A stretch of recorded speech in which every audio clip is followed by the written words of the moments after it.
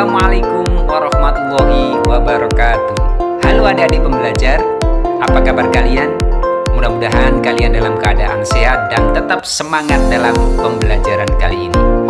Alhamdulillah, kita berjumpa kembali dalam ruang pelajaran PKN. Dan kali ini Bapak akan menemani kalian kembali dalam pembelajaran PKN. Dan jangan lupa, tiap kali pembelajaran kita panjatkan doa menurut keyakinan kita masing-masing. Dan kita biasakan senantiasa bersyukur atas karunia-Nya. Adik-adik pembelajar, pada pertemuan kali ini kita akan mempelajari materi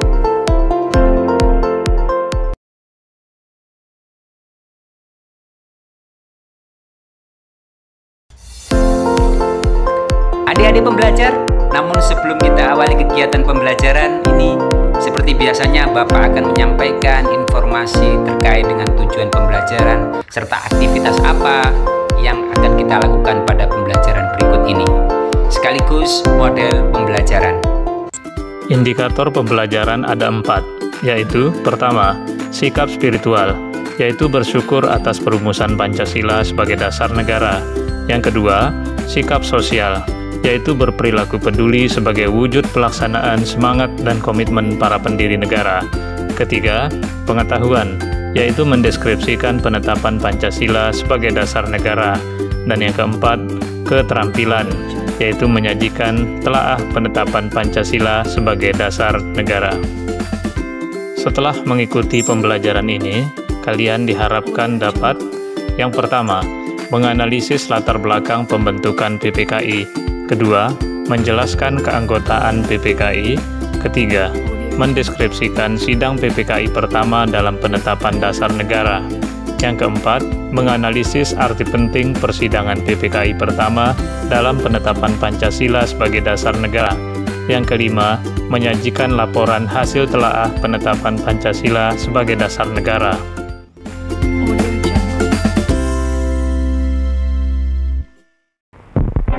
This is Hiroshima, the day after the atom bomb. Posisi Jepang semakin terdesak dalam Perang Dunia Kedua. Kekalahan tersebut semakin nyata setelah sekutu berhasil menjatuhkan bom atom di kota Hiroshima pada tanggal 6 Agustus 1945. Selanjutnya pada tanggal 7 Agustus 1945, BPUPKI dibubarkan.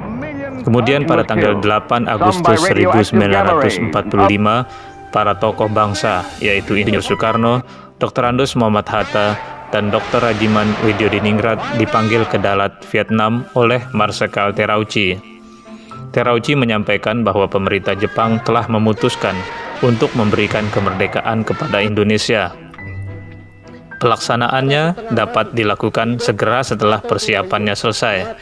Untuk itu, Terauchi menyetujui pembentukan Panitia Persiapan Kemerdekaan Indonesia atau PPKI. Pada tanggal 15 Agustus 1945, Jepang menyerah tanpa syarat kepada sekutu setelah kota kedua, yaitu Nagasaki, dijatuhkan bom atom pada tanggal 9 Agustus 1945. Kalian juga bisa memperoleh informasi lebih banyak di buku siswa halaman 12-14 atau di buku lain yang sesuai. Para pembelajar, marilah kita cermati latar belakang pembentukan PPKI. Setelah BPUPKI selesai melaksanakan tugasnya, Jepang membubarkannya pada tanggal 7 Agustus 1945. Sekaligus mengumumkan pembentukan Panitia Persiapan Kemerdekaan Indonesia atau PPKI. Pada tanggal 8 Agustus 1945, Insinyur Soekarno, Dr. Andes Muhammad Hatta, dan Dr. KRT Rajiman Widyodiningrat dipanggil oleh Jepang ke Vietnam. Pertemuan tersebut memutuskan Insinyur Soekarno sebagai Ketua PPKI dan Dr. Andes Muhammad Hatta sebagai Wakil Ketua. Setelah kembali ke tanah air, Insinyur Soekarno mengumumkan bahwa negara Indonesia akan merdeka secepatnya dan dengan perjuangan bangsa Indonesia sendiri. Lalu, bagaimana dengan keanggotaan PPKI? Seperti disinggung sebelumnya, Insinyur Soekarno ditunjuk sebagai ketua dan Dr. Andes Muhammad Hatta sebagai wakil ketua. Dari bentukan Jepang, anggota PPKI berjumlah 21 orang, termasuk ketua dan wakil ketua. Tetapi atas inisiatif sendiri, Soekarno menambah 6 orang anggota dari bangsa Indonesia. Hal itu dilakukan tanpa sepengetahuan Jepang, sehingga total anggota berjumlah 27 orang yang mencerminkan wakil rakyat Indonesia. Para pembelajar, untuk lebih jelasnya, mari kita lihat sebaran keanggotaan PPKI melalui tayangan peta berikut.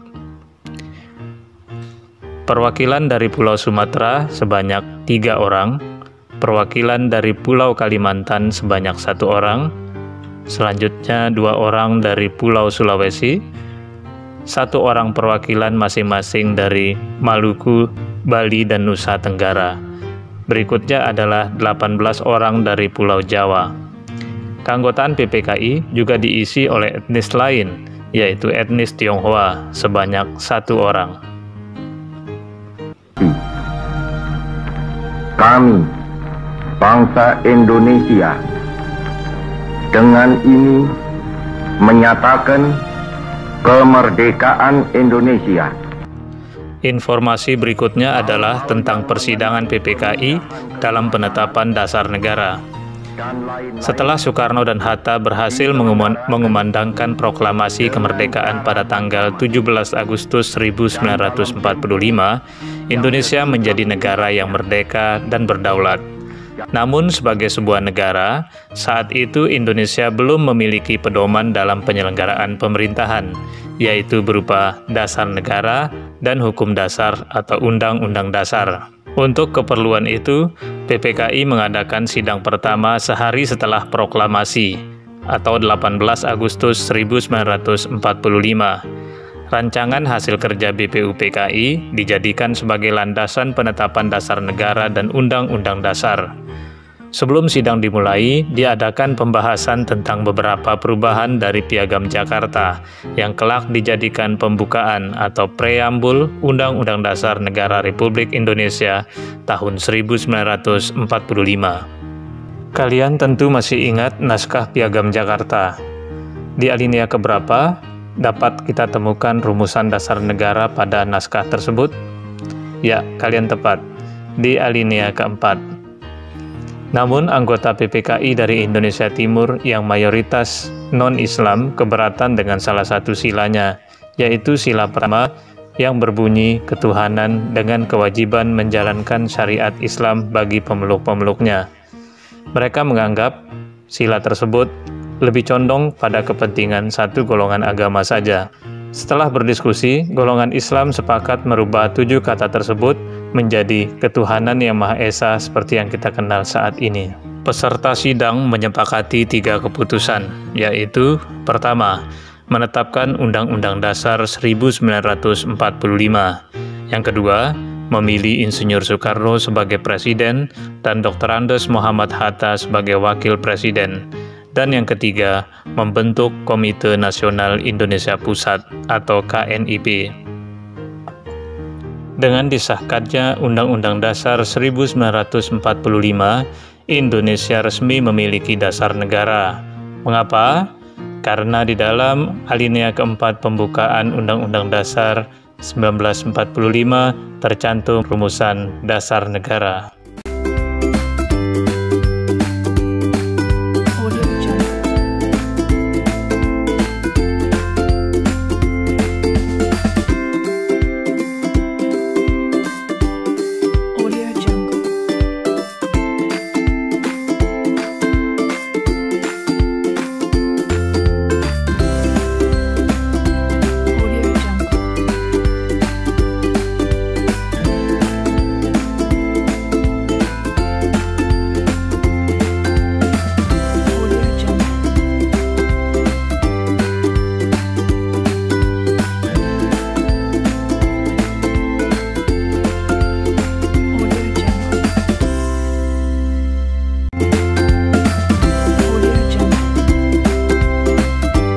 Demikianlah materi kita kali ini. Terima kasih atas perhatiannya dan terima kasih kepada kontributor serta pihak-pihak yang ada di belakang kita yang mensupport kegiatan pembelajaran ini. Sampai jumpa. Wassalamualaikum warahmatullahi wabarakatuh.